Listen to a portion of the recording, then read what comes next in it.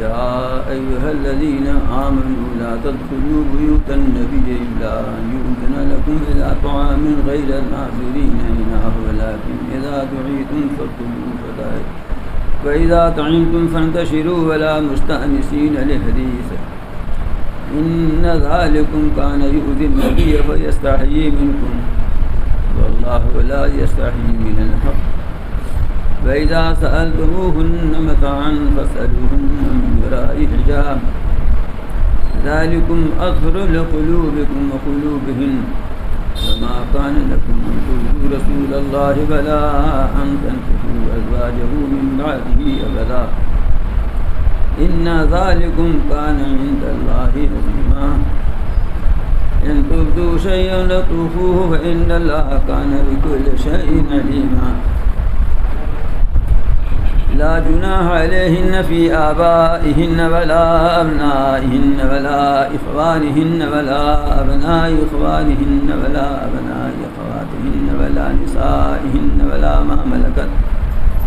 ما ملكت أيمانهن واتقين الله إن الله كان على كل شيء شهيدا إن الله وملائكته يصلون على النبي يا أيها الذين آمنوا صلوا عليه وسلموا تسليما إن الذين يؤذون الله ورسوله لعنهم الله في الدنيا والآخرة وأعد لهم عذابا مهينا والذين يؤذون المؤمنين والمؤمنات بغير ما اكتسبوا فقد احتملوا بهتانا وإثما مبينا يا أيها النبي قل لأزواجك وبناتك ونساء المؤمنين يدنين عليهن من جلابيبهن ذلك أدنى يعرفن فلا يؤذين وكان الله غفورا رحيما لئن لم ينته المنافقون والذين في قلوبهم مرض والمرجفون في المدينة لنغرينك بهم ثم لا يجاورونك فيها إلا قليلا ملعونين أينما تقفوا خذوا وقتلوا تقتيلا سنة الله في الذين خلوا من قبل ولن تجد لسنة الله تبديلا صدق الله العلي العظيم وبلغ رسوله النبي الكريم ونحن على ذلك من الشاهدين والشاكرين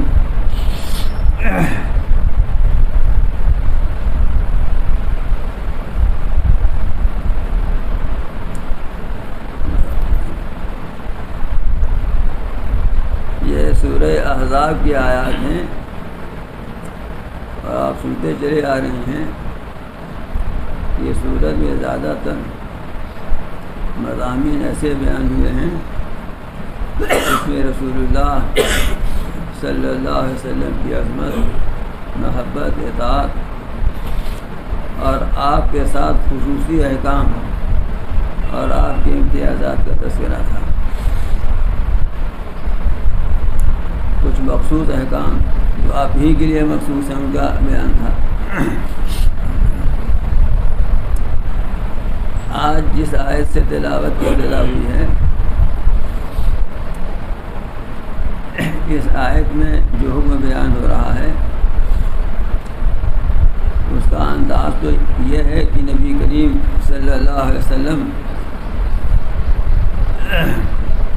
کے خاص تذکرے کے ساتھ ہے، لیکن حکم یہ عام ہے تمام مسلمانوں کے لیے.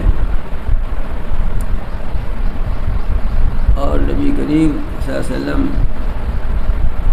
کا تذکرہ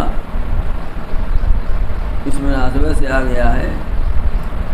ایک تو یہ کہ اس کا ابتدائی طور پر تعلق رسول اللہ صلی اللہ علیہ وسلم سے ہے، جیسا کہ اس کے شان نزول سے معلوم ہوتا ہے. دوسرے اوپر سے آپ ہی کا تذکرہ چلا آ رہا ہے. تیسری یہ بات ہے کہ اس میں بھی رسول اللہ صلی اللہ علیہ وسلم کی ایک امتیازی شان اور آپ کی جلالت مرتبہ کا بیان ہے. اس آیت کو آیت حجاب کہتے ہیں. حجاب نے پردہ. آج کل تو حجاب چلا ہے، بہت اخبار والوں نے اور میڈیا والوں نے حجاب کو اتنا مشہور کر دیا ہے جانتا وہ بھی جان گیا ہے. حجاب کے معنی ہے پردے کے.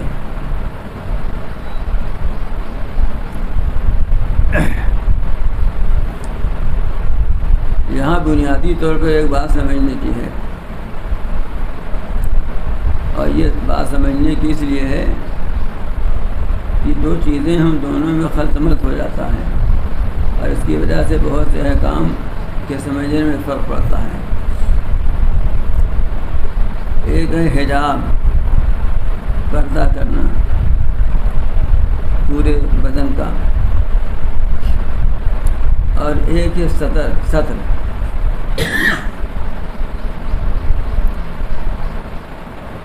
ستر مرد کا الگ ہے، عورت کا الگ ہے. ستر کے احکام الگ ہیں، حجاب کے احکام الگ ہیں. ستر مرد عورت سب کے لیے سب کو چھپانا فرض واجب ہے. حجاب عورتوں کے لیے مخصوص ہے، مردوں کے لیے حجاب نہیں ہے. ایک بنیادی فرق یہی ہے کہ ستر کا چھپانا مرد عورت سب کے اوپر فرض ہے، حجاب صرف عورتوں کے لیے ہے.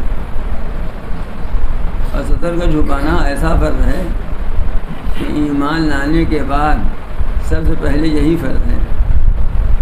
ابھی نماز تو جب وقت ہوگا تب پڑھے گا نا، اور ستر تو ہر وقت بدن کا حصہ ہی لگے ہوا ہے. تو جیسے ایمان لایا ستر کو چھپانا فرض ہو گیا. مرد کا ستر ناف سے لے کر گھٹنے تک ہے، یعنی گھٹنا اس میں شامل ہے. عورت کا ستر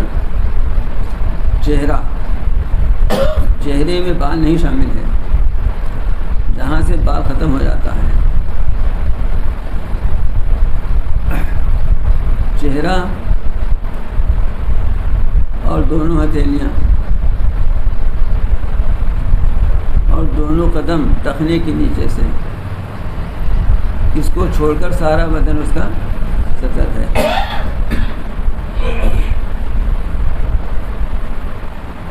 اتنا چھپانا ہر حال میں عورت کے لیے فرض ہے، ان کو چھوڑ کر باقی چھپانا.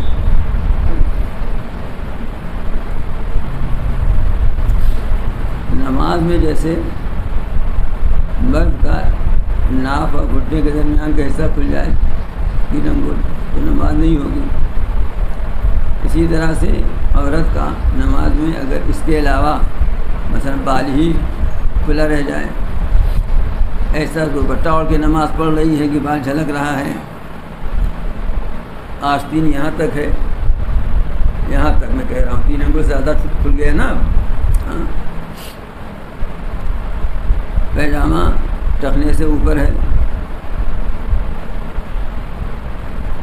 تو عورت کی نماز نہیں ہوگی، جیسے مرد کی نماز ناف کھل جانے سے یا گھٹنا کھلنے سے نہیں ہوتی ہے. اس سلسلے میں مردوں میں بہت کوتاہی ہوتی ہے، اور یہ کوتاہی تو حاجیوں میں ہی بہت ہے. اب حج میں عمرہ میں جاتے ہیں، احرام باندھتے ہیں تو نیچے والی لنگی اس طرح باندھتے ہیں کہ وہ ناف سے نیچے لٹکتی رہتی ہے، 3 کا 6 انگل کھلا رہتا ہے. یہ کھولنا گناہ جو جس کی نظر پڑ جائے بس دیکھے وہ گنہ گار ہو، اور اس حالت میں نماز پڑھے تو نماز بھی نہ ہوگی. یہ تو خیر وہ بات ہو گئی. لیکن عام طور پر یہاں یہ ہے کہ گھر میں ہے تہبند پہنے ہوئے ہیں یا پیجامہ ہی پہنے ہوئے ہیں، یا آج کل جو لوور چل گیا ہے، لوور معنی پیجامہ ہی کے ہیں. لوور کے معنی ہیں جو نیچے پہنا جائے، اور پیجامہ کے معنی ہے وہ جامہ جو پیر میں پہنا جائے. دونوں کا ترجمہ ایک ہو گیا نا. تو وہ بھی ایسا پہنتے ہیں کہ ناف کے نیچے ہی رہتا ہے، کھلا ہوا ہے ناف کے نیچے. تو یہ گھر میں بھی اس طرح پہنا جائے نہیں ہے، گناہ ہوگا اس پر، اس لیے کہ ستر کھل گیا ہے. یہ ستر ہے. اسی طرح سے عورت کا معاملہ ہے کہ ستر کھلنا اس کا بھی ناجائز ہے. اور بھی چہرہ اور دونوں ہتھیلیاں اور دونوں قدم کو چھوڑ کر کے سب 17 سطر ہے عورت کا۔ اس کو خوب اچھی طرح سمجھ لیجیے آپ۔ بعض لوگوں کو بہت دھوکہ ہوتا ہے، وہ اگر کچھ پڑھے لکھے ہیں یا کہیں آنا جانا ہے، یہ سن کر کے کہ عورتوں کو چہرہ ہتھیلی کھولنا جائز ہے، یہ سمجھتے ہیں سب سامنے جائز ہے، چہرہ ہتھیلی کھول کے اپنا چلائیں اسکوٹی، گھومیں، مال میں شاپنگ کریں۔ جی نہیں، وہ سطر نہیں ہے، اس مسئلے کا تعلق حجاب سے نہیں ہے۔ میں نے اسی لیے اس کو الگ الگ کر کے بیان کیا ہے۔ اس مسئلے کا تعلق حجاب سے نہیں ہے۔ جیسے ناف سے لے کر گھٹنے تک سطر ہے مرد کا، تو اس کا مطلب یہ نہیں ہے کہ اتنا بند کر لے، باقی جا کے شاپنگ کرے اور دعوت کھانے چلا جائے۔ آج کل ہو رہا ہے، مرد بھی ایسے ہی کر رہے ہیں آج کل، غیر مسلموں کی دیکھا دیکھی اور مغربی تہذیب سے متاثر ہو کر آج کل فیشن بن گیا ہے، چڈی پہن کے گھوم رہے ہیں خوب۔ لیکن ظاہر بات ہے کہ شریف لوگ تو نہیں کرتے یہ کہ دعوت کھانے اس طرح چلے جائیں۔ تو اسی طرح سے عورت کے لیے چہرہ سطر نہیں ہے، ہتھیلی سطر نہیں ہے، قدمین سطر نہیں ہے۔ نماز اس کو کھول کر کے ہو جائے گی، اس کا یہ مطلب نہیں ہے یہ کھول کے گھوما کرے وہ، یہ حجاب سے تعلق اس کا نہیں ہے، اس کا تعلق صدر سے ہے۔ بات سمجھ میں آ رہی ہے نا؟ اور جہاں تک حجاب کا معاملہ ہے، قرآن مجید میں 7 آیتوں میں مسئلہ حجاب کا تذکرہ آیا ہے۔ 4 آیتیں تیسری صورت میں ہیں، سورہ احزاب میں، 3 آیتیں سورہ نور میں پیچھے گزر چکی ہیں، اور سورہ احزاب میں بھی ایک آیت پیچھے گزر چکی ہے۔ ایک یہ ہے جو آج ہم نے تلاوت کی ہے، ایک اور بھی تلاوت کی، دو آگے آئے گی۔ اس میں حجاب کا مسئلہ بیان کیا گیا جو کہ مخصوص ہے عورتوں کے ساتھ، مردوں کے لیے نہیں ہے۔ تو 7 آیتیں قرآن مجید کے مسئلہ حجاب میں ہیں۔ اسی طرح سے تقریباً 70 احادیث میں اس مسئلے کا تذکرہ کسی نہ کسی عنوان سے آیا ہوا ہے۔ ان سب کا حاصل یہ ہے کہ اصل مقصود اسلام کا یہ ہے کہ عورتیں مجسم پردے میں رہیں، یعنی عورتوں کا وجود پردے میں رہنا چاہیے۔ اس کا مطلب یہ ہے کہ ایک عورت اگر پورا جسم ڈھکے ہوئے اس طرح کا نقاب پہنے ہوئے یا اس طرح کی چادر اوڑھے ہوئے ہے کہ صرف ایک آنکھ کھلی ہوئی باقی سب کچھ ڈھکا ہوا ہے، تو یہ بھی عام حالات میں حکم نہیں ہے۔ حکم یہ ہے کہ وہ گھر کے اندر رہے، اس کا یہ بھی نہ پتہ چلے کہ ناٹی ہے کہ لمبی ہے۔ وہ کتنا ہی اوڑھ بھیڑ لے، اتنا تو پتہ چل جائے گا نا کہ ناٹی ہے کہ لمبی ہے۔ بعض اوقات اس کا بھی پتہ چل سکتا ہے کہ موٹی ہے کہ دبلی ہے۔ تو اصل چیز جو مطلوب ہے شریعت میں وہ یہ ہے کہ عورت کا وجود ہی پردے میں رہے۔ دیکھیے اسی صورت میں پہلے آیت گزر چکی ہے جس میں اصل خطاب تو امہات المومنین کو ہے، لیکن مخاطب ساری مسلمان خواتین ہیں کہ وقرنا فی بیوتکن، وہاں میں نے تفصیل سے بات عرض کی تھی کہ تم اپنے گھروں میں رہا کرو، اپنے گھروں میں ٹھہرو۔ جب گھروں میں رہیں گی تبھی ان کا وجود، ان کا شخص، پرسنالٹی کا حجاب ہے۔ یوں نقاب میں ہیں تو ہیں حجاب میں، لیکن یہ پرسنالٹی کا حجاب نہیں ہے۔ زمانہ کچھ بھی ہوا چلا دے، کوئی بھی ہوا زمانے میں چل جائے، اس سے متاثر ہو کر کے ہم اسلامی تعلیم کے مزاج کو بدلنے لگیں تو یہ اسلام کی تحریف ہے۔ کچھ بھی ہم تو وہی کہیں گے جو ہے، جو قرآن میں ہے، جو حدیث ثابت ہے، ہمیں وہ بات کہنی ہے۔ کوئی عمل اس کے اوپر کرے یا عمل نہ کرے، ہم خود بھی اگر اس کے اوپر اپنا پہرا نہیں ہیں تو بھی اگر ہم بیان کر رہے ہیں تو ہم بیان وہی کریں گے، ورنہ تحریف ہو جائے گی اسلام میں۔ اگر ہمارے اندر عمل میں وہ بات نہیں ہے، عمل اس کے خلاف ہے، تو ہم پابند شریعت کے نہیں ہیں، عمل کی خلاف ورزی کر رہے ہیں، گنہگار ہوں گے۔ اب جس درجے کی خلاف ورزی ہوگی اس درجے کا گناہ ہوگا، یہ الگ بات ہے۔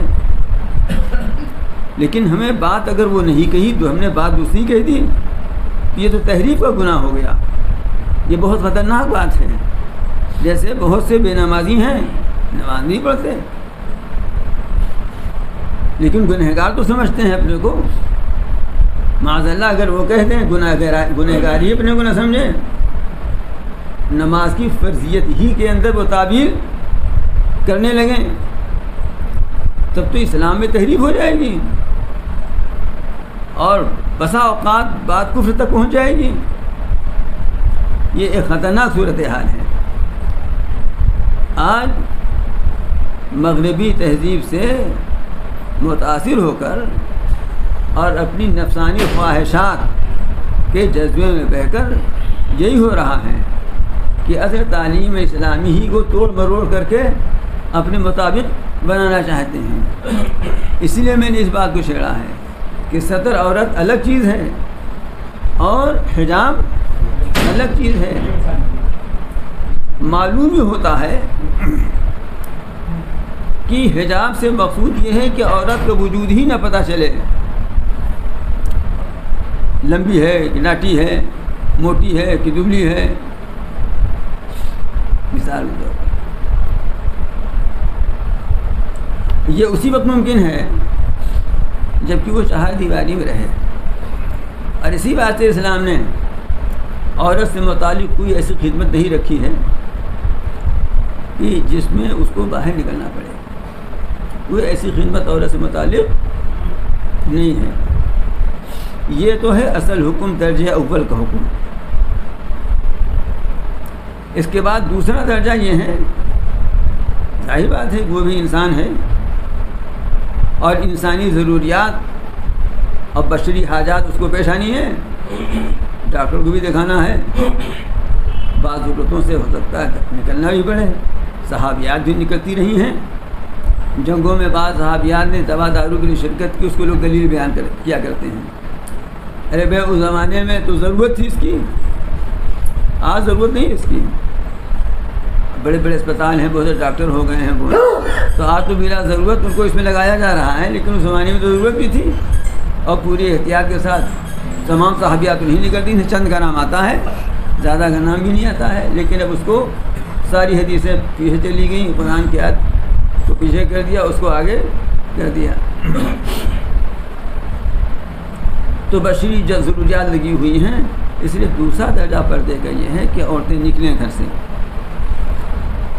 ضرورت سے، کام سے، تو وہ جلباب اوڑھے ہوئے ہوں، آگے آیت میں آ رہی بات، اتنی بڑی چادر اوڑھے ہوئے ہوں کہ سر سے لے کر پیر تک پورا بدن چھپا ہوا ہو، آنکھ صرف کھلی ہوئی ہو جس سے وہ راستہ دیکھ سکیں، نکلیں کام کر کے اپنا واپس آ جائیں۔ باقی ہے کہ ڈاکٹر بھی دکھانا ہے اور یہ سب کرنا ہے، واقعی ایسی ضرورت ہے تو شریعت میں اس کی بھی گنجائش ہے، اسی حد تک جس حد تک ضرورت ہے۔ ارشاد فرماتے ہیں کہ اے ایمان والو تم نبی کے گھروں میں مت جاؤ مگر یہ کہ تم کو اجازت دی جائے کھانے کی، اس حال میں کہ اس کے پکنے کا، اس کے تیار ہونے کا انتظام نہ کرو، لیکن جب تم کو بلایا جائے تب جاؤ، اور جب کھا لو تو وہاں سے ہٹ جایا کرو، اور باتوں میں لگ کر جم نہ جایا کرو۔ یہ ہے آیت حجاب، پورا ترجمہ سن لیجیے پھر گفتگو کرتے ہیں۔ بے شک یہ اسے نبی کو تکلیف پہنچتی ہے، لیکن وہ تم سے شرماتے ہیں اور اللہ حق بات کہنے سے نہیں شرماتا۔ یہ آیت مشہور اور محقق قول کے مطابق جمہور مفسرین کے نزدیک سن 5 ہجری میں نازل ہوئی ہے. بعد 3 ہجری میں بتایا ہے، لیکن زیادہ رجحان یہ ہے کہ سن 5 ہجری میں یہ آیت نازل ہوئی ہے. حضرت زینب بنت جہش، ان کی پہلے شادی حضرت زید بن حارثہ سے رسول اللہ صلی اللہ علیہ وسلم نے کر دی تھی، پھر طلاق ہو گئی. ان سے آپ نے نکاح فرمایا. آپ نے کیا نکاح فرمایا؟ اللہ ہی میں نے نکاح کر دیا. پیچھے قصہ تفصیل سے گزر چکا ہے نا کہ اللہ تعالیٰ ہی نے زوجنا کہا. لے پالک کے قانون کو ختم کرنے کے لیے اللہ تعالیٰ نے رسول اللہ صلی اللہ علیہ وسلم ہی سے عمل کرایا اور خود ہی آسمان میں شادی کر دی. تو حضور اکرم صلی اللہ علیہ وسلم نے ولیمہ کیا. اصحاب کرام آئے، گھر میں بیٹھے ہوئے تھے، حجرے مبارکہ میں کھانا کھایا. کھانے کے بعد بات چیت کرنے لگے. حضور اکرم صلی اللہ علیہ وسلم اب انتظام ہے کہ لوگ جائیں. اتنا بات ہی جب ہونے لگتی ہے تو ہونے لگتی ہے. اور حضرت زینب دیوار کی طرف منہ کیے ہوئے بیٹھی تھی. مولیتاً وجہ الحائط کا لفظ آتا ہے کہ اپنا چہرہ دیوار کی طرف کر کے پیچھے طرف کر کے بیٹھی ہوئی تھی. ابھی آیت حجاب کا نازل نہیں ہوئی ہے. اس کا مطلب یہ ہے کہ حجاب کا حکم نازل ہونے سے پہلے بھی شریف گھرانوں میں یہ بات تھی کہ وہ اگرچہ یہ پردے شرعی نہیں کرتی تھیں، لیکن عورتوں مردوں کا اختلاط، بالکل ملنا جلنا یہ نہیں تھا جیسے آج کل ہو گیا ہے مغربی تہذیب کی وجہ سے. یہ اسلام سے پہلے بھی نہیں تھا. عربوں میں بھی یہ بات نہیں تھی. شرفا میں یہ جو مشہور ہے کہ عربوں میں بڑی بے حیائی تھی. اب چونکہ ہم لوگ یہی تاریخ پڑھتے ہیں اس لیے ذکر آ جاتا ہے، ورنہ پوری دنیا میں بے حیائی تھی. تو یہ شرفا میں یہ بات نہیں تھی. طبقات کا فرق ہوتا ہے نا. تو جو اس طرح کے قبیلے تھے یا اس طرح کی جو عورتیں تھیں خادمہ ٹائپ کی اور آوارہ مزاج، ان کے اندر یہ بات تھی. ان کی بھی تعداد خاصی تھی. باقی جو شریف خاندان ہمیں جاتے تھے ان کے اندر یہ بات نہیں تھی. خود ہندوستان میں برادری وطن کی خواتین میں یہ بات اب تک نہیں تھی. میں اپنے گاؤں میں رہتا تھا، مجھے اچھی طرح یاد ہے کہ اس زمانے میں ہمارے گاؤں سے لگی ہوئی ایک آبادی بہت بڑی برہمنوں کی ہے. تو وہ بعض خواتین آتی تھیں وہ تو سب چہرہ ڈھکے رہتی تھی، سب چہرہ ڈھکے رہے. اچھا خیر گاؤں کی بات چھوڑی، ابھی میں جو یہاں رہنے لگا ہوں، جہاں وہاں کالونی ہے، کالونی میں زیادہ غیر مسلم ہے، تو اب تو وہ بات ختم ہو گئی. میں پہلے کبھی کبھی میں رہائش کے باہر کرسی ورسی نکال کے بیٹھ جاتا تھا. اب بیٹھنا کہ کھڑا ہونا مشکل ہے. ہاں کبھی میں کرسی نکال کے جاڑے میں دھوپ میں اور کبھی میں بیٹھ جاتا نا. اور یہ جو عورتیں وہیں تھیں آتی تھیں وہ سب جس کو وہ گھونگھٹ کہتے ہیں وہ نکالے رہتی تھیں، حالانکہ غیر مسلم عورتیں تھیں. اور جہاں تک یہ کہ مردوزن کے اختلاط کا معاملہ ہو کہ سب بیٹھ کے عورتیں مردیں اور لڑکیاں سب گپ شپ کر رہی ہوں، یہ تو تصور غیر مسلموں بھی نہیں تھا. اس لیے کہ اللہ تعالیٰ نے عورتوں کے اندر ایک فطری اور طبعی حیا رکھی ہے. اس بنا پر یہ بات نہیں تھی اور ہر مذہب میں اس کو اچھا نہیں سمجھا جاتا تھا، برا ہی سمجھا جاتا تھا. تو یہ چیز تو اس وقت بھی تھی جب حجاب حکم نازل نہیں ہوا تھا. بس اتنا تھا کہ پردے کا اہتمام نہیں تھا. کوئی آ گیا تو سامنے آ گئی، کھانا لا کے لگا دیا، یا بہت کھانا سب کھا رہے ہیں وہاں کھانے کے لیے عورتیں بھی بیٹھ گئی. بعض قبائل میں، بعض ممالک میں ایسا تھا، عرب میں بھی کچھ ایسا تھا. باقی کیوں ہی جیسے آج کل ہو رہا ہے ایسا نہیں تھا. یہی تو وجہ ہے کہ باوجود اس کی کہ آیت حجاب نہیں نازل ہوئی تھی اور اسی کمرے میں سب کھانا کھا رہے تھے اور اسی لیے پردہ میں نہیں لگا تھا. اسی کمرے میں حضرت زینب بھی بیٹھی ہوئی تھیں، لیکن مولیتاً وجہ الحائط ہے کہ اپنا چہرہ دیوار کی طرف کیے ہوئے تھیں. یہی طبی پردے کی بات ہے. ابھی آیت حجاب نازل نہیں ہوئی ہے. اب یہ لوگ کھانا وانا کھا کے بیٹھ گئے اپنا بات کر رہے ہیں. حضور اکرم صلی اللہ علیہ وسلم کو تکلیف ہو رہی تھی کہ یہ لوگ جائیں، دیر ہو رہی ہے. چنانچہ انتظار کرتے کرتے اب باہر نکل گئے تو بھی کچھ لوگ چلے گئے، کچھ لوگ بیٹھ ہی رہے. پھر آپ آئے، پھر نکل گئے تو خیر لوگوں کو خیال ہوا جو 2-3 آدمی بیٹھے تو وہ لوگ بھی چلے گئے. تو انس رضی اللہ تعالیٰ عنہ نے آگے بتایا کہ کوئی نہیں ہے، یہ خادم خاص تھے. لیکن اب جو حضرت انس آئے ان کا بیان ہے کہ اب جو میں آیا تو آپ نے پردہ لگا دیا تھا، اس لیے کہ اسی وقت یہ آیت نازل ہوئی، اسی وقت یہ آیت نازل ہوئی. دیکھیے اس تیزی کے ساتھ عمل ہوتا تھا، اب پردہ لگ گیا. یہ پردہ کیوں لگا؟ چہرہ تو پہلے چھپا تھا، وہ تو منہ اسی طرف کر کے بیٹھی تھی. یہ پردہ وجود یعنی پرسنالٹی ہی کے لیے تو لگا نا. اسی سے معلوم ہوا کہ اصل حجاب جو ہے وہ پرسنالٹی کا ہے.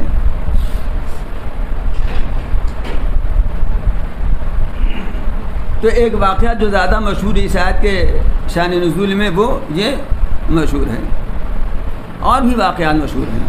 مثلا یہ مشہور ہے، کچھ لوگ دیکھیں ہر مزاج کے لوگ ہمیشہ رہے ہیں. کچھ لوگ ایسے تھے، اب سمجھ غربت تھی، باہر سے آئے ہوئے یہاں وہاں کہیں دیکھتے تھے کہ اب رسول اللہ علیہ وسلم کے کھانے کا وقت ہو رہا ہے تو اپنا پہنچ گئے، پہلے ہی سے کچھ بیٹھ گئے کہ آپ کھانے لگیں گے تو بلائیں گے ہی. غربت تھی نا. تو یہ بات بھی قرینے کے خلاف ہے، اس لیے بھی یہ آیت نازل ہوئی. صاحب روح المعانی لکھتے ہیں کہ ہو سکتا ہے کئی واقعات پیش آئے ہوں اور اس کے بعد آیت نازل ہو گئی تو سب کے اوپر منطبق ہو گئی. اور صاحب روح المعانی نے ایک بات بڑی اچھی لکھی ہے، میں آپ لوگوں کو سنا دیتا ہوں. وہ لکھتے ہیں کہ جس طرح یہ ہے کہ کہیں کھانے کے لیے پہلے ہی پہنچ جائے، جیسے آج کل بھی ہوتا ہے کہ بعض لوگ گھنٹہ 2 گھنٹہ پہلے پہنچ جاتے ہیں شادی گھر میں اور کھانے سے پہلے لگتے ہیں سونگھنے، جدھر کھانا پکتا رہتا ہے جا کر. کیوں ہماری بہن ہے نا؟ اب بعض ہمت کر کے چکھنے بھی لگتے ہیں، اس کو تعجب نہیں ہے. ہاں انہوں نے لکھا یہ تو ہے ہی ہے، لیکن بعض لوگ یہ کرتے ہیں کہ معزز ہیں، مثلا بڑے پیر صاحب ہیں، دینی جا حاصل ہے، یا منسٹر صاحب ہیں، دنیاوی جا حاصل ہے.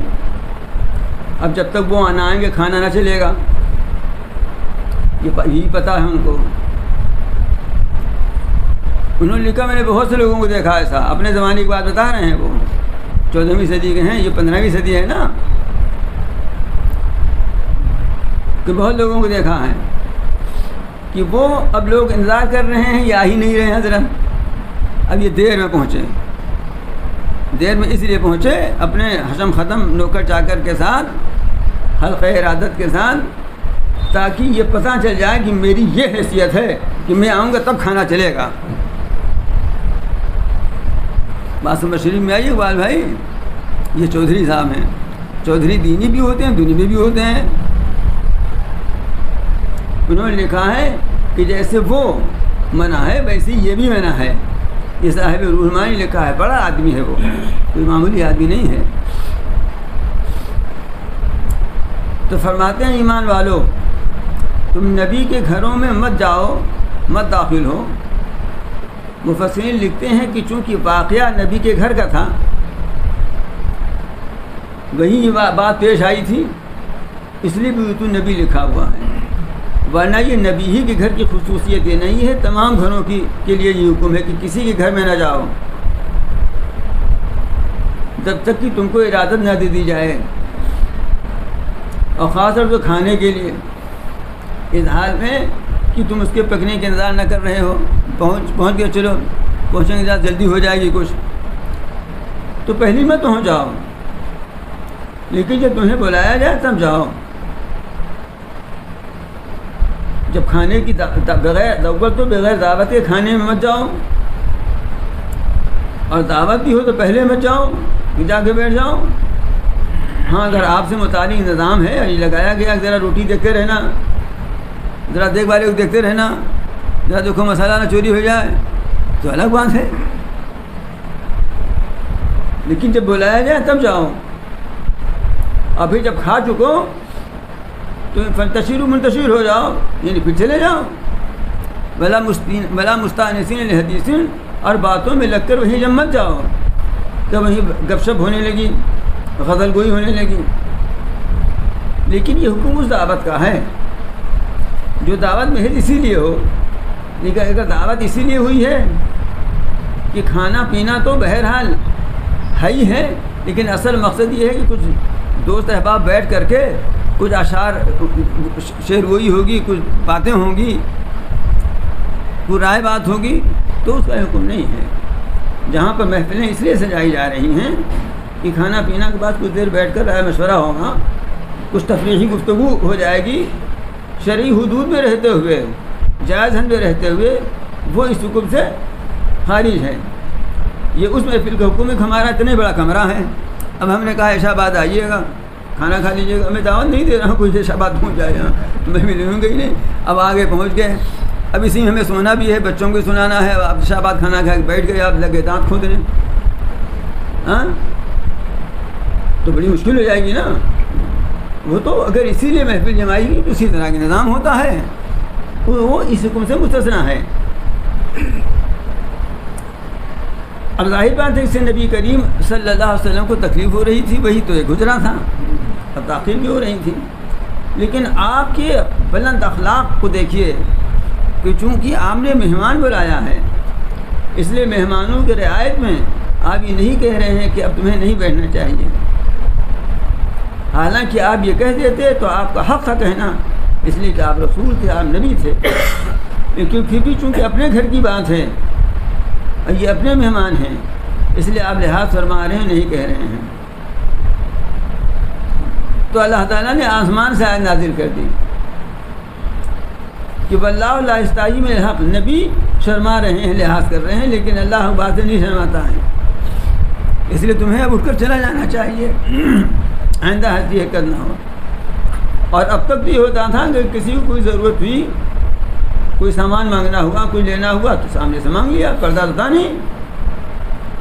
لیکن اب فرماتے ہیں کہ اور جب تم ان سے، یعنی عورتوں سے، اور یہاں پر مخصوص مراد حضرات امہات المومنین ہیں، ان سے اگر کوئی چیز مانگو، وَإِذَا سَأَلْتُمُوهُنَّ مَتَاعًا، اگر ان سے تم کوئی چیز مانگو، کوئی سامان مانگو، مجھے پانی دے دیجئے، ذرا بالٹی اٹھا دیجئے،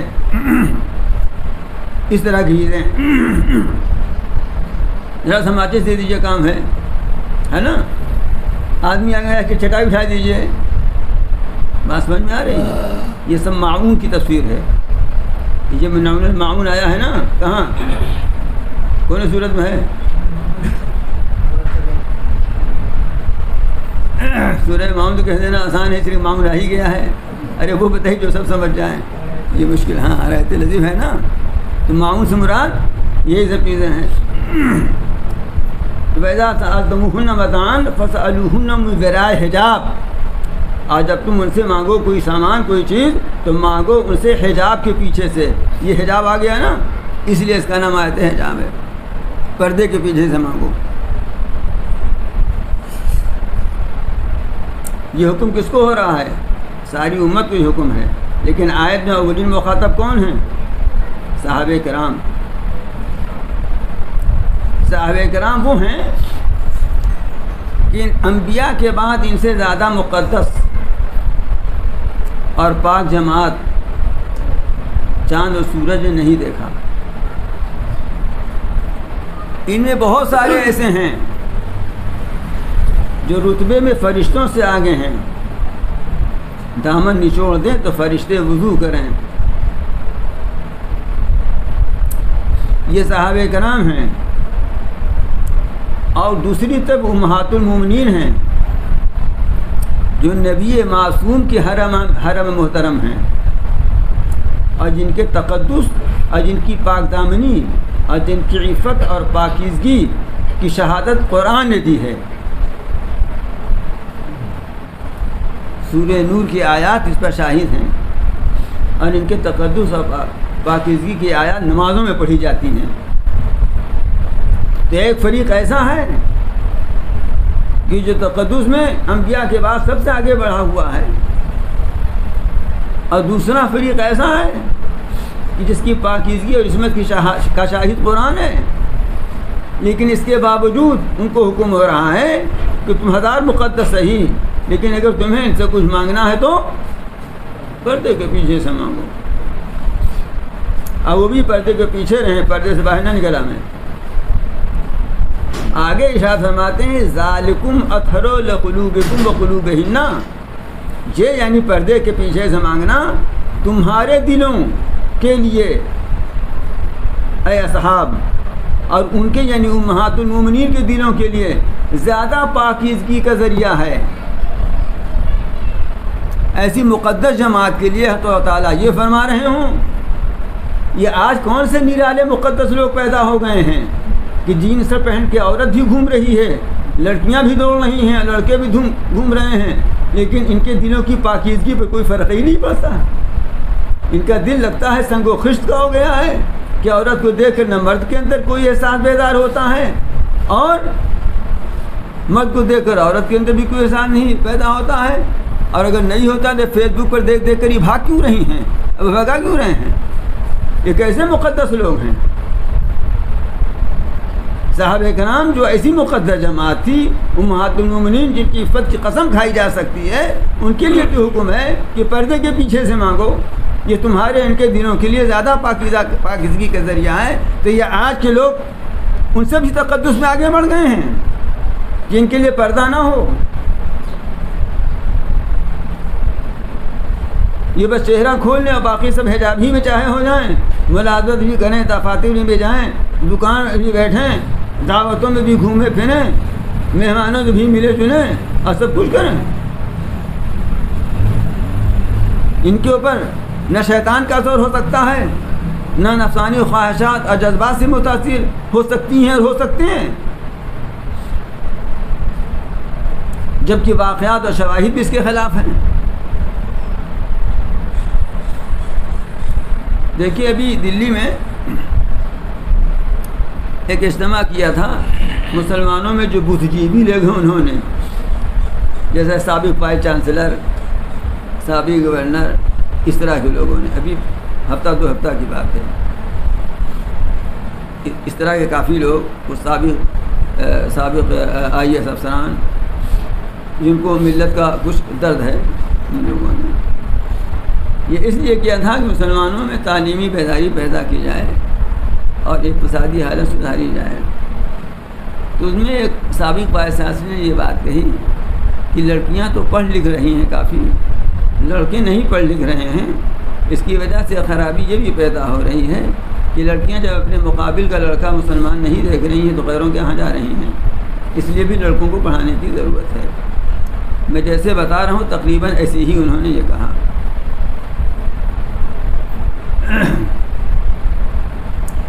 تو یہ بات ایک لحاظ سے بہت اچھی ہے نا، بہت اچھی، لیکن میں دوسرے نقطۂ نظر سے سوچتا ہوں،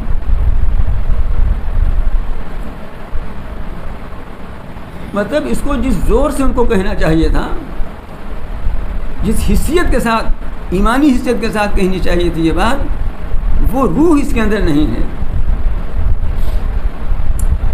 پہلے اگر پڑھانا ہی ضرور، اول تو یہ اس پڑھانے ہی کے ہم قائل نہیں ہیں۔ اسلام میں خواتین ایک سے گزری ہیں، محدثات گزری ہیں، فقیہات گزری ہیں، فتویٰ دینے والی گزری ہیں، لیکن یہ سب کچھ پردے میں رہ کر کے ہوا ہے، اس طرح نہیں ہوا ہے جیسے آج ہو رہا ہے۔ یہ بھی تعلیم حاصل کریں، لیکن یہ کیا ضروری ہے کہ اسی طرح تعلیم حاصل کریں کہ اگر مومن شوہر نہ ملے تو شوہر ملنا چاہیے چاہے جو ہو، اس کی بھی تو فکر کرنی چاہیے نا۔ ٹھیک ہے، یہ فکر اپنی جگہ صحیح ہے کہ ایسے لڑکے تیار کیے جائیں، لیکن اس سے پہلے اس کی فکر کرنی چاہیے کہ ان کا مزاج ایسے کیوں بننے دیا جائے کہ ان کے پیش نظر صرف یہ ہے کہ ہمارے تعلیم اور ہماری معاشی حالت کے معیار کے مطابق ہمارا دنیاوی جو اسٹیٹس ہے اس کے مطابق ہمیں شوہر ملے، وہ چاہے مومن چاہے غیر مومن۔ قرآن نے تو صاحب لفظوں یہ بات پیچھے آپ نے کہہ دیا ہے کہ مومن کے لیے مومنہ اور مومنہ کے لیے مومن ہی ٹھیک ہے اگرچہ ان کا حسن یعنی غیروں کا حسن تمہیں زیادہ اچھا لگے، لیکن یہ حسن باطنی جو ایمان کا ہے اس کے مقابلے میں حسن ظاہری کی کوئی حیثیت نہیں ہے۔ تو آخر اگر دلوں میں طہارت ہوتی تو یہ غیروں کی طرف رجحان کیوں ہوتا؟ یہ تو شواہد اور حالات ہمیں بتلا رہے ہیں۔ اب کوئی نہ مانے، انکار ہی کیا جائے تو اس کا کوئی علاج نہیں ہے، اس کا کوئی علاج نہیں ہے، اس کا جو علاج ہے ہمارے پاس ہے نہیں، اس کا علاج ہے ڈنڈا، اب وہ ہے نہیں۔ تو ارشاد یہ ہو رہا ہے کہ صحابہ کو اولاً تو وہی مخاطب ہے نا، ان کے واسطے سے ساری امت اب قیامت تک لیے مخاطب ہے، اور ادھر امہات المؤمنین ہے کہ پردے کے وجہ سے مانگو اگر دلوں کی پاکیزگی چاہتے ہو۔ وما کان لکم ان تؤذوا رسول اللہ ہے، اور تمہارے لیے جائز نہیں ہے کہ تم اللہ کے رسول کو تکلیف پہنچاؤ، نہ اپنے قول سے، نہ اپنے فعل سے، نہ اپنی کسی حرکت سے۔ رسول اللہ صلی اللہ علیہ وسلم کو تکلیف پہنچانا کفر ہے، اور نہ یہ جائز ہے تمہارے لیے کہ تم ان کی بیویوں سے ان کے بعد کبھی بھی نکاح کرو۔ رسول اللہ صلی اللہ علیہ وسلم کی ازواج سے، امہات المؤمنین سے آپ کے بعد نکاح کرنا کبھی بھی جائز، ہمیشہ کے لیے حرام قرار دے دیا گیا۔ یہ رسول اللہ صلی اللہ علیہ وآلہ وسلم کی خصوصیت ہے۔ کوئی کتنا ہی بڑا بزرگ بن جائے، صحابہ سے بڑا بزرگ کون بنے گا؟ اس کے انتقال کے بعد اس کی بیوی سے نکاح ہوتا رہا ہے، اب بھی ہوتا ہے، لیکن رسول اللہ صلی اللہ علیہ وسلم کی خصوصیت یہ ہے کہ آپ کی نکاح کے بعد آپ کی کسی زوجہ مطہرہ سے نکاح جائز نہیں۔ اسی طرح سے آپ کی باندھی بھی جو آپ کی ام ولد ہو گئی اور جن سے آپ نے مقاربت فرمائی، ان کے ساتھ بھی نکاح جائز نہیں۔ اس کی وجوہ اور فرماتے ہیں ان ذالکم کان عند اللہ عظیما، بے شک یہ اللہ تعالیٰ کے نزدیک بڑی بھاری گناہ کی بات ہے۔ ان تبدوا شیئا او تخفوہ فإن اللہ کان بکل شیء علیما، اگر تم کچھ ظاہر کرو یا اس کو چھپاؤ تو اللہ تعالیٰ ہر بات کو، ہر چیز کو خوب جانتا ہے۔ یعنی اگر تم میں سے دل میں کوئی یہ سوچ رہا ہو، اس حکم کے نازل ہونے سے پہلے کس نے سوچا ہو یہ کہ اگر آپ کا انتقال ہم سے پہلے ہو گیا تو میں شادی فلاں سے کر لوں گا، کیونکہ رواج ہی وہاں یہ تھا۔ ہاں، اب اگر ایسا ہوا تو اللہ جانتا ہے، زبان سے کہنا تو دور کی بات ہے، اگر دل میں بھی یہ خیال لائے تم تو اللہ تعالیٰ کے نزدیک یہ بہت بڑا جرم ثابت ہوگا۔ چنانچہ ایک صحابی کے بارے میں آتا ہے کہ انہوں نے بعض امہات المؤمنین کے بارے میں کچھ کہہ دیا تھا اسی ہی کہ اگر ہم زندہ رہے بعد میں تو وہاں کوئی یہ بات معاشرے میں بری سمجھی نہیں جاتی تھی، اس نے کہہ دیا ہوگا۔ یہ آیت نازل ہوئی تو انہوں نے مدینے سے مکہ پیدل حج کیا، 10 اونٹ بوجھ لاد کر کے خیرات و صدقہ کیا، اور کیا کیا کیا انہوں نے کہ ہمارا یہ گناہ جو ہے مٹ جائے ہم سے یہ بات۔ تو ان کے اندر جذبات یہ تھے کہ اگر کبھی بات یہ اس طرح کی ان کی زبان سے نکل گئی یا دل میں ان کا خیال آ گیا تو اس توبہ بھی وہ اس طرح کیا کرتے تھے، ان کی توبہ بھی پھر اسی شان کی ہوا کرتی تھی۔ تو رسول اللہ صلی اللہ علیہ وسلم کی خصوصیت ہے کہ آپ کے ازواج سے نکاح ہمیشہ کے لیے سب کے واسطے حرام ہو گیا۔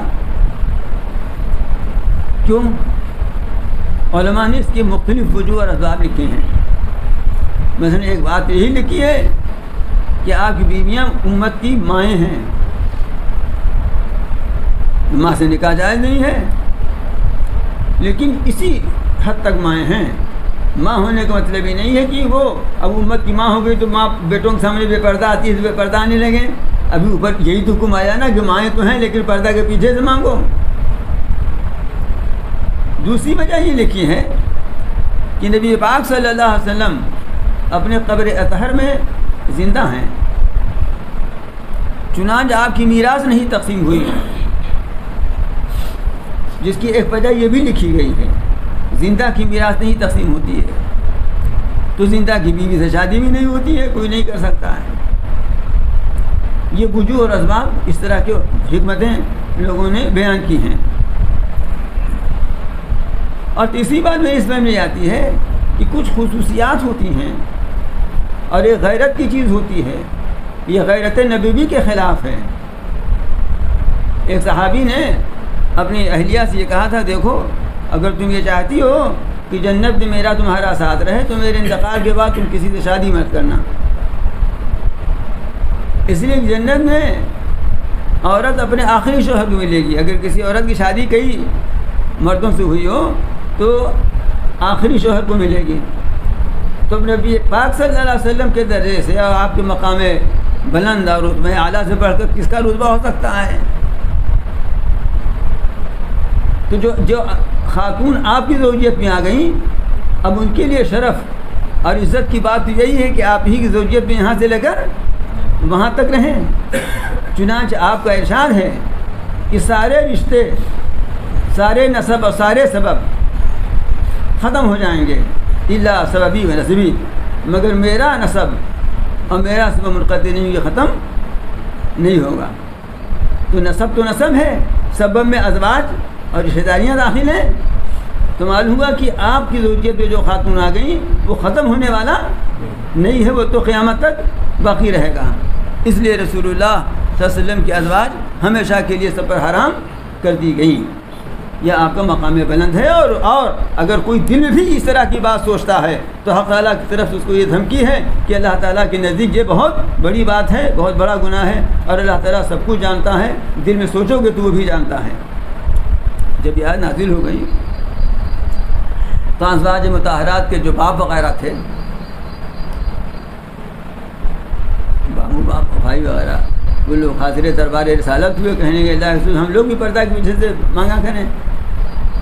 تو فرمایا نہیں، لا جناح علیہن فی آبائہن ولا ابنائہن ولا اخوانہن ولا ابناء اخوانہن ولا ابناء اخواتہن ولا نسائہن ولا ما ملکت ایمانہن۔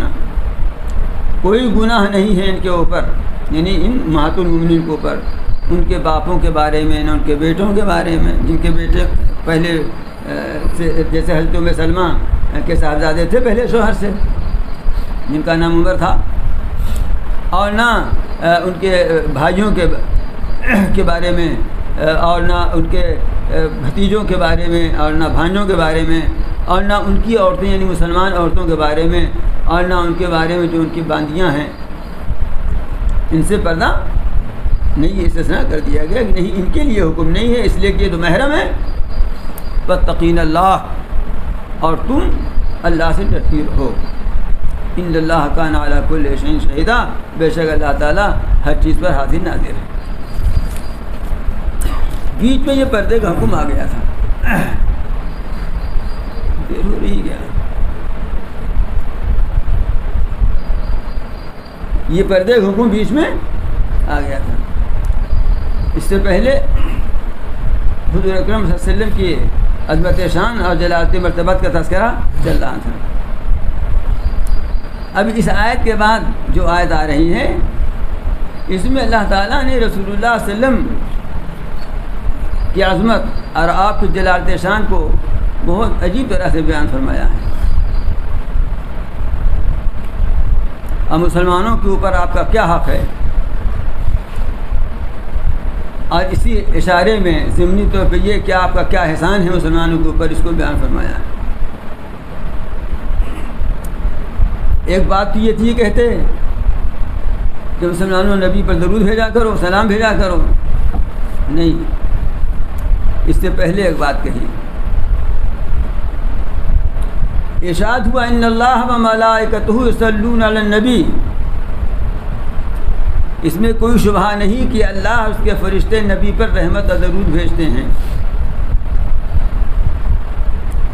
اللہ تعالیٰ رحمت بھیجتے ہیں تو ظاہر ہے فرشتے رحمت کس طرح بھیجتے ہیں؟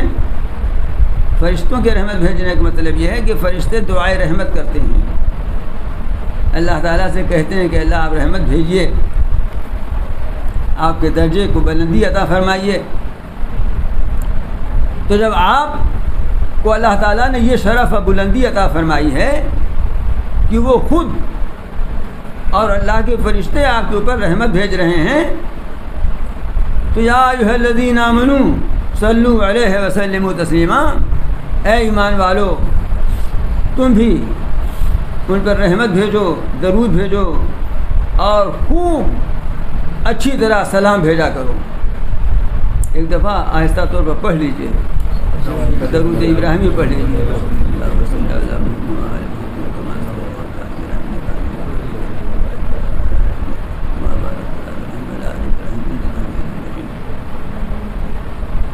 میں نے درود ابراہیمی پڑھنے کے لیے اس لیے درود ابراہیمی جانتے ہیں نا, درود ابراہیمی جانتے ہیں نہیں آپ لوگ,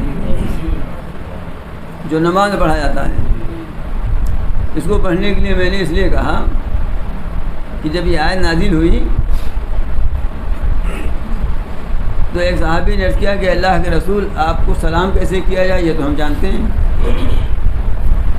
اس لیے کہ تحیات میں آیا ہے نا السلام علیکم ایھا النبی, یہ تو ہمیں معلوم ہے, لیکن ہم آپ پر صلوات کس طرح بھیجیں؟ تو ہم نے فرمایا کہو اللہم صلی علی محمد وعلی آل محمد کما صلیت علی ابراہیم وعلی آل ابراہیم انک حمید مجید, اللہم بارک علی محمد وعلی آل محمد کما بارکت علی ابراہیم وعلی آل ابراہیم انک حمید مجید. کچھ تھوڑے بہت کمی زیادتی کے ساتھ اور طرز بھی منقول ہے, لیکن ان الفاظ کے ساتھ تو اتنا مقبول اور اتنا ہو گیا کہ نماز کے بعد نماز میں یہی پڑھائی جاتا ہے. جب اللہ تعالیٰ کی طرف نسبت ہو کہ اللہ تعالیٰ صلوات بھیج رہے ہیں تو اس کا مطلب اللہ تعالیٰ رحمت بھیج رہے ہیں, اس لیے کہ رحمت کے مالک ہیں وہ. فرشتوں کی طرف ہو تو اس کا مطلب یہ ہے کہ وہ دعائے رحمت کرتے ہیں. اور جب اہل ایمان کی طرف نسبت ہو اس کا مطلب یہ ہے کہ وہ رسول اللہ صلی اللہ علیہ وسلم کی مدح اور ثنا اور تعریف کریں اور آپ کے لیے دعائے رحمت بارگاہ خداوندی میں کریں.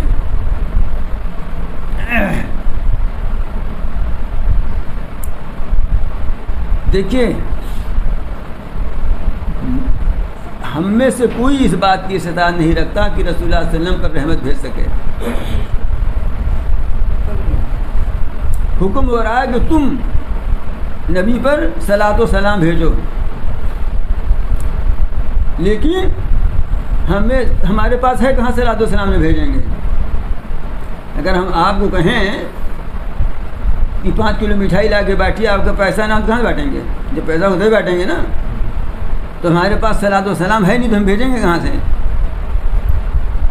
اس لیے رسول اللہ صلی اللہ علیہ وسلم سے جب صحابی نے پوچھا کہ ہم کس طرح صلاۃ بھیجیں تو آپ نے فرمایا کہ تمہارے پاس تو ہے نہیں. فرمایا نہیں آپ نے, میں تعبیر کر رہا ہوں, تم اللہ تعالیٰ سے دعا کرو کہ اللہم صلی علی محمد, اے اللہ آپ محمد اور آل محمد پر رحمت نازل فرمائیے, رحمت کاملہ نازل فرمائیے. ہمارے پاس کہاں ہے, ہماری استطاعت میں کہاں ہے؟ بار الہ آپ ہی نے حکم دیا ہے, تو آپ سے ہم یہ عرض گزار ہیں, آپ سے درخواست کرتے ہیں کہ آپ محمد اور آل محمد صلی اللہ علیہ وسلم کے اوپر رحمت کاملہ نازل فرمائیے.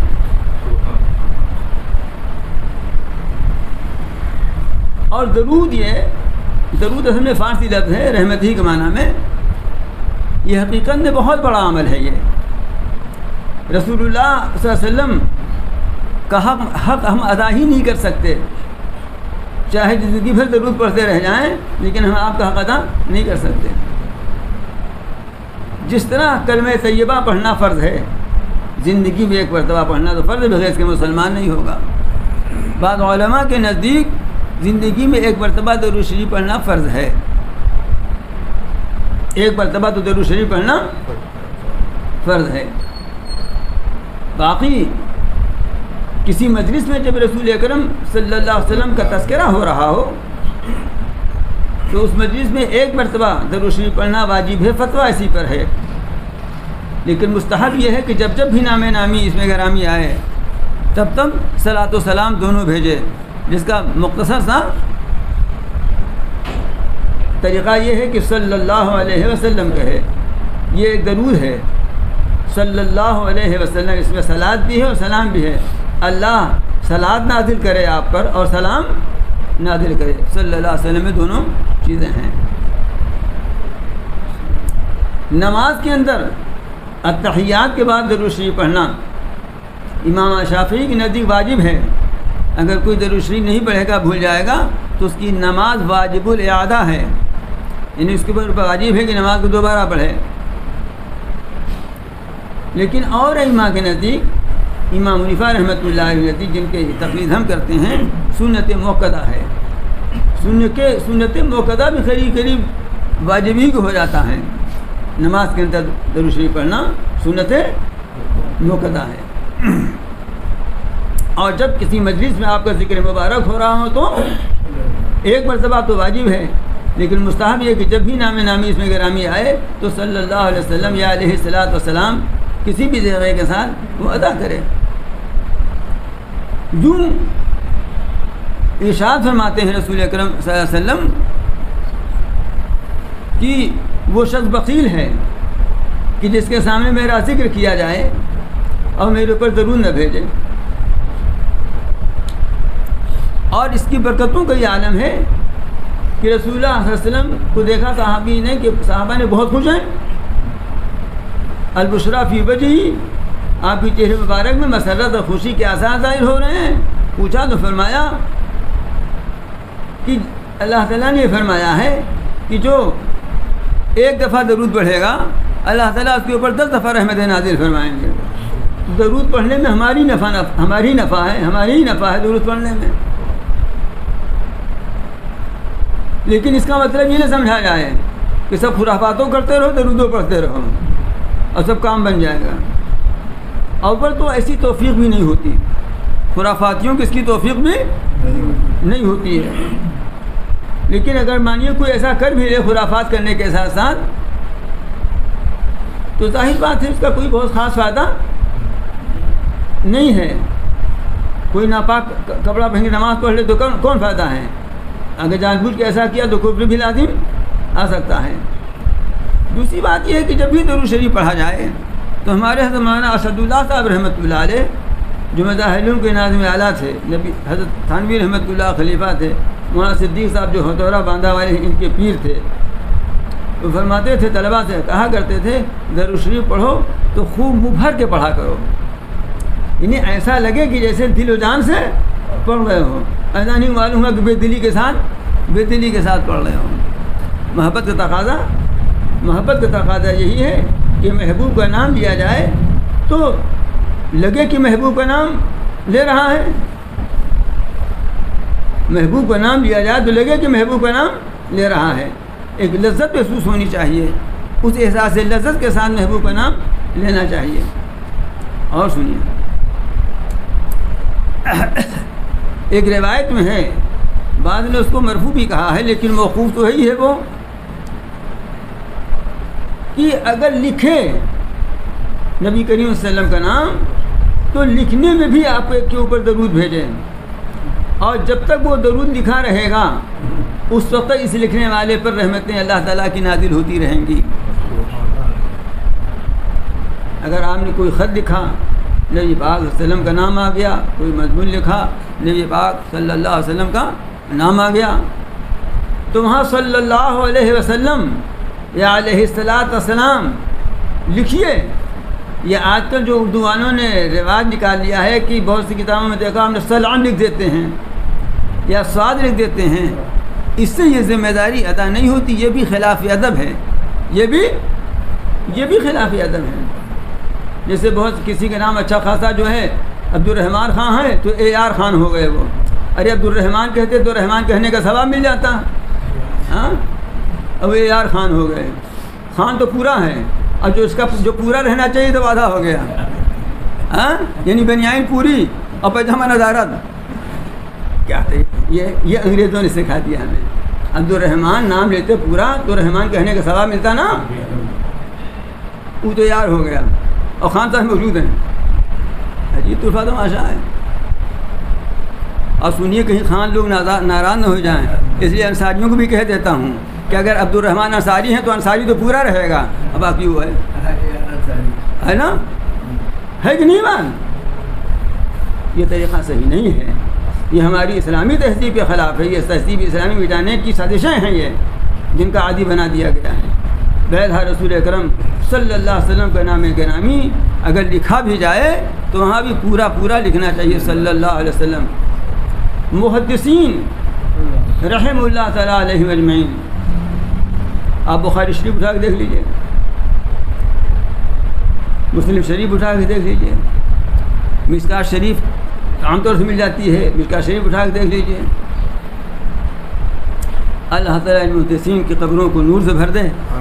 انہوں نے اللہ کے رسول صلی اللہ علیہ وسلم کی احادیث کی حفاظت کا فریضہ انجام دیا ہے. کبھی کبھی 2 سطر 3 سطر کی حدیث ہوتی ہے اور اس میں حدیث کا صرف ایک جملہ ہوتا ہے. مثلا انما النیات انما الاعمال بالنیات، اتنا ہی مان لیجئے، فرض کر لیجئے، لیکن وہ سند پوری لکھتے ہیں. اور آخر میں رسول اللہ صلی اللہ علیہ وسلم، کوئی بھی حدیث آپ کو ایسی نہ ملے گی جہاں رسول اللہ آیا ہو صلی اللہ علیہ وسلم نہ لکھا ہو. حالانکہ اگر ان کتابوں سے صرف صلی اللہ علیہ وسلم حذف کر دیا جائے اور ایک ہی جگہ باقی رکھا جائے، اب باقی جگہ سے ہٹا دیا جائے معاذ اللہ، تو کتاب جو 500 صفحے کی ہے وہ جانتے ہو وہ 350 صفحے کی ہو جائے گی. کیوں ڈاکٹر صاحب بتائیے؟ کاغذ کی بچت ہو جائیں گی نا، لیکن اس کاغذ کی بچت میں اور اس سیاہی کی بچت میں عاقبت کا کتنا بڑا نقصان ہے. اور پھر آپ جانتے ہیں محبت خود سکھا دیتی ہے آداب محبت کو. یہ بات تو محبت کے خلاف ہے، یہ بات تو محبت کے خلاف ہے. ایک مہمان ہوتا ہے، آپ اس کے سامنے جانتے ہیں کہ مہمان ایک روٹی کھاتا ہے، لیکن پھر بھی آپ 4-5 پراٹھا لے کے آتے ہیں ان کے سامنے. اب تو پراٹھا کا رواج ختم ہو گیا، پوڑی آ گئی اسی جگہ نا. ہاں صاحب، اب تو پراٹھا چلتا نہیں ہے، اب تو اس کے اندر پوری آ گئی. جو پوری کہنے کو پوری ہے وہ آدھیوں نہیں رہتی. 4-5 لے کے رکھ دے تو معلوم ہے کہ ہی کھائے گا وہ. کیوں؟ معلوم ہے کہ اس کے پاس واپس آئے گا تو ٹھنڈا بھی ہو جائے گا. کیوں کہتے ہیں؟ اس کے اعزاز میں، اس کے اکرام میں. تو کیا نبی پاک صلی اللہ علیہ وسلم کا اکرام اتنا بھی نہیں ہے؟ یہ محدثین نے کر کے دکھایا، ہمارے بزرگوں نے کر کے دکھایا کہ اتنی موٹی کتابیں، بخاری شریف اٹھا کے دیکھ لو، مشکوٰۃ شریف اٹھا کے دیکھ، حدیث کی کوئی بھی کتاب اٹھا کے دیکھ لیجیے آپ، جہاں نبی پاک صلی اللہ علیہ وسلم کا ذکر آیا ہے پورا کا پورا وہ صلی اللہ علیہ وسلم لکھتے ہیں، بغیر اس کے وہ چھوڑتے نہیں. یہی نہیں، ہمارے مشائخ نے تو ہم کو یہ تعلیم دی ہے کہ جب کوئی حدیث پڑھو تم اور وہاں کسی صحابی کا نام آ جائے اور رضی اللہ عنہ نہ لکھا ہو تو تم رضی اللہ عنہ پڑھو. آج کل اس کا بھی رواج کم ہوتا جا رہا ہے. مثلا یہ حدیث انس سے روایت ہے، عن انس آ گیا اور وہاں رضی اللہ عنہ نہیں لکھا ہے. یہ تو ہو سکتا ہے رضی اللہ عنہ لکھا، لیکن یہ نہیں ہو سکتا کہ نبی کے بعد صلی اللہ علیہ وسلم نہ لکھا ہو. تو صلی اللہ علیہ وسلم تو لکھا بھی ہوا ہے، وہ تو ہمیں پڑھنا بھی ہے، لیکن ہمارے مشائخ نے ہمیں یہ بتلایا، یہ پڑھایا کہ صحابی کے نام آ جائے تو رضی اللہ عنہ نہ لکھا تو بھی کہو. یعنی آپ کی تو شان ہی کا کیا کہنا کہ اللہ تعالیٰ نے آپ کے لیے فرمایا اور رفعنا لک ذکرک، ہم نے آپ کے لیے آپ کا ذکر بلند کر دیا، لیکن جو صحابہ آپ کے دامن سے وابستہ ہو گئے ان کا بھی معاملہ یہ ہے. یہ صلاۃ و سلام غیر نبی کے لیے جائز نہیں ہے. کسی غیر نبی کو علیہ الصلاۃ والسلام یا علیہ السلام یا علیہ السلام لکھنا جائز نہیں ہے. یہ نبی کریم صلی اللہ علیہ وسلم کی اور انبیاء کی خصوصیت ہے. غیر نبی کے لیے اگر صحابہ کرام ہیں تو رضی اللہ عنہ ہے، اس لیے کہ ان کے بارے میں قرآن مجید میں حق تعالیٰ نے فرمایا ہے کہ رضی اللہ عنہ و رضو عنہ، اللہ ان سے راضی ہوا، وہ اللہ سے راضی ہو گئے. اور صحابہ کے علاوہ اور بزرگان دین کے لیے رحمۃ اللہ علیہ رحمہ اللہ ہے. اگرچہ صحابہ کے بعد کے بزرگوں کے لیے بھی بعد میں رضی اللہ عنہ کا جواز نقل کیا ہے، لیکن سلف کا جو طریقہ چلا آ رہا ہے وہی قابل عمل اور لائق تقریر ہے کہ صحابہ کے لیے رضی اللہ عنہ ترضی کا صیغہ اختیار کرتے ہیں اور دوسروں کے لیے رحمہ اللہ ترحم کا صیغہ اختیار فرماتے ہیں. اب یہ ضرورت کی بات ایسی ہے کہ اس پر تو بہت کچھ کہنے کے لیے چاہتا ہے، لیکن تاہم جو باتیں کہہ دی گئی ہیں عمل کرنے کے لیے وہ بھی کافی ہیں. ایک بات آخر میں یہ بھی کہتا چلوں کہ کم از کم یہ معمول بنا لینا چاہیے، کم از کم ان لوگوں کو جو یہاں آتے جاتے ہیں کہ سوتے وقت ایک تسبیح استغفار کی اور آخر میں ایک تسبیح درود شریف کو پڑھ لیا کریں، ہے نا. اور جمعہ کے دن کثرت درود کا اہتمام کریں، مسجد کو پہلے پہنچ جائیں. اگر یوں بھی چلتے پھرتے پڑھ لیں، لیکن اگر مسجد کچھ پہلے پہنچ جائیں اور وہاں بیٹھے بیٹھے اگر سورہ کہف نہ پڑھی ہو تو سورہ کہف کی تلاوت کر لیں، درود شریف پڑھتے رہیں، تو جمعہ کے دن درود شریف پڑھنے کی اور بہت زیادہ فضیلت ہے۔ درود شریف کی ایک چہل حدیث بھی شائع ہوئی ہے، ایک دفعہ میں نے بھی شائع کرایا تھا، اب ختم ہو گئی ہے، تو اور بازار میں بھی کتب خانوں میں دستیاب ہیں، ان کو لے لے، درود شریف کے مصرع بھی پڑھ لے، نہیں تصویر پر یا ہاتھ میں یوں ہی اللہم صلی علی محمد وعلی آل محمد وبارک وسلم، اتنا ہی پڑھ لے، اور بھی بہت سارے صیغے آئے ہیں وہ پڑھ لے۔ سب سے افضل تو یہی ہے درود ابراہیمی، اس کو پڑھ لے۔ ایک درود تنجینہ ہے، تنجینہ بھی جائز ہے، تنجینہ بھی جائز ہے۔ نواب صدیق حسن خان نے لکھا ہے کہ دونوں طرح روایتیں ہیں، تنجینہ بھی ترجمہ دونوں کا ایک ہی ہے۔ بہت سے باتیں میں ایسی آپ لوگوں کے سامنے عرض کر دیتا ہوں کہ بہت کتابوں میں ڈھونڈیے گا تب ملے گی، لیکن آپ لوگوں کو قدر تو کرتے نہیں آپ لوگ۔ افلاطون کو کھلا تو قدر کریں گے، ہمیں ارسطو افلاطون سب کھلایا جا رہا ہوں، تو بھی کوئی نہیں پوچھتا، حافظ ریاض صاحب تک تو پوچھتے نہیں کہ اسے کیا کہوں میں۔ تو سنیے، یہ ہے نبی پاک صلی اللہ علیہ وسلم کا مرتبہ۔ تو ایسے عظیم رسول کو اگر کوئی اذیت اور تکلیف پہنچاتا ہے تو اس کی سزا کیا ہونی چاہیے، وہ بھی سن لو۔ ان الذین یؤذون اللہ ورسولہ لعنہم اللہ فی الدنیا والآخرہ وأعد لهم عذابا مہینہ۔ بے شک جو لوگ اللہ اور اس کے رسول کو تکلیف پہنچاتے ہیں، اللہ کو تکلیف پہنچانا یہی ہے کہ اللہ کے ساتھ شرک کرے، کفر کرے، اور یہ بھی ہے کہ اللہ کے رسول کو تکلیف پہنچائے تو اصل میں اللہ ہی کو تکلیف پہنچایا، جیسا کہ ایک حدیث سے معلوم ہوتا ہے۔ تو جو شخص جو لوگ اللہ کے کو اور اس کے رسول کو تکلیف پہنچاتے ہیں، اللہ تعالیٰ دنیا اور آخرت میں ان پر لعنت بھیجتا ہے۔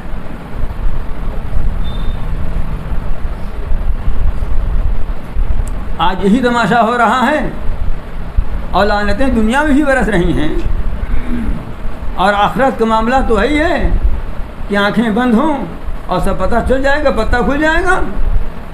اب وہ کیا ہے کہ وَأَعَدَّ لَهُمْ عَذَابًا مُهِينًا، لعنت تو دنیا میں بھی ہے، آخرت میں بھی ہوگی، اور اللہ تعالیٰ نے ان کے لیے اہانت انگیز، ذلیل کرنے والا، رسوا کرنے والا عذاب تیار کر رکھا ہے۔ اور یہ تو اللہ اس کے رسول کی بات ہے، مومنین کا یہ درجہ اللہ کے ہاں ہے کہ والذین یؤذون المؤمنین والمؤمنات بغیر ما اکتسبوا فقد احتملوا بہتانا واثما مبینا۔ اور جو لوگ مومن مردوں اور مومن عورتوں کو تکلیف اور اذیت پہنچاتے ہیں ایسی چیز کے ساتھ جو انہوں نے کیا نہیں، انہوں نے وہ کام کیا ہی نہیں تھا، الزام لگا دیا، تہمت لگا دیا، تو انہوں نے بوجھ اٹھایا ہے بہتان کا اور کھلے ہوئے گناہ کا، اور اس کی سزا بالکل بھگتنی پڑے گی۔ اب اس کے بعد پھر حجاب کی ایک آیت آ رہی ہے، پردہ کا جس میں حکم ہے، جس میں پردے کی دوسری قسم بتائی گئی ہے کہ جب گھر سے نکلیں تو کس طرح نکلیں، لیکن اس کو میں تلاوت تو کر لیا تھا میں نے، لیکن اس کو دوسری مجلس کے لیے اٹھا رکھتے ہیں، اس لیے کہ دیر ہو رہی ہے، آپ لوگ کباب آپ کھا کے آئیں گے، نیند بھی آ رہی ہوگی، اس لیے اتنا ہی پر آج بس کرتے ہیں۔ اللہ تعالی ہم سب کو تمام احکام پر عمل کرنے کی توفیق عطا فرمائیں، اپنے رسول اپنی اور اپنے رسول صلی اللہ علیہ وسلم کی عظمت، آپ کی محبت اور آپ کی اطاعت اور اپنے مدح و ثنا کی توفیق عطا فرمائیں، اور ہمیں کثرت کے ساتھ رسول اکرم صلی اللہ علیہ وسلم پر درود پڑھنے اور بھیجنے کی توفیق سے نوازیں، اس لیے کہ اگرچہ کہنے کو تو یہ ہے کہ ہم اللہ کے رسول پر دعائے رحمت کر رہے ہیں، لیکن حقیقت یہ کہ وہ بھی ہمارے لیے ہے، اور اس کے باوجود ہم آپ کا حق نہیں ادا کر سکتے۔ اللہم انا نسألک العفو والعافیۃ فی الدنیا والآخرہ، اللہم انا نسألک العفو والعافیۃ فی دیننا ودنیانا واہلنا ومالنا، اللہم استر عوراتنا وآمن روعاتنا، اللہم استر عوراتنا وآمن روعاتنا، اللہم استر عوراتنا وآمن روعاتنا، اللہم نجعلک فی نحورہم ونعوذ بک من شرورہم، اللہم لا تسلط علینا من لا یرحمنا، اللہم عذب الکفرہ وألق في قلوبهم الرعب وخالف بين كلمتهم وانزل عليهم رزقك وعذابك، اللهم لا تدع لنا ذنبا إلا غفرته ولا هما إلا فرجته ولا دين إلا قضيته ولا حاجة من حوائج الدنيا والآخرة إلا قضيتها يا أرحم الراحمين. اللهم افتح لنا أبواب رحمتك وسهل لنا أبواب رزقك. اللهم حسن عاقبتنا في الأمور كلها وأجلنا من خزي الدنيا وعذاب الآخرة. اللهم أعنا على ذكرك وشكرك وحسن عبادتك. اللهم زدنا ولا تنقصنا وأكرمنا ولا تهنا وعاتنا ولا تحرمنا وآثرنا ولا توصل علينا وأرزنا ولنا. اللهم افتح لنا أبواب رحمتك وسهل لنا أبواب رزقك. اللهم أعنا على ذكرك وشكرك وحسن عبادتك. اللهم حسن عاقبتنا في الأمور كلها واجعلنا من خير الدنيا وعذاب الآخرة. يا حي يا قيوم برحمتك نستغيث اغفر لنا شأننا كله. يا حي يا قيوم برحمتك نستغيث اغفر لنا شأننا كله. يا حي يا قيوم برحمتك نستغيث اصلح لنا شأننا كله. يا ذا الجلال والإكرام يا ذا الجلال والإكرام يا ذا الجلال والإكرام. ربنا تقبل منا إنك أنت السميع العليم. صلى الله تعالى على خير خلقه محمد وآله وصحبه أجمعين برحمتك يا أرحم الراحمين.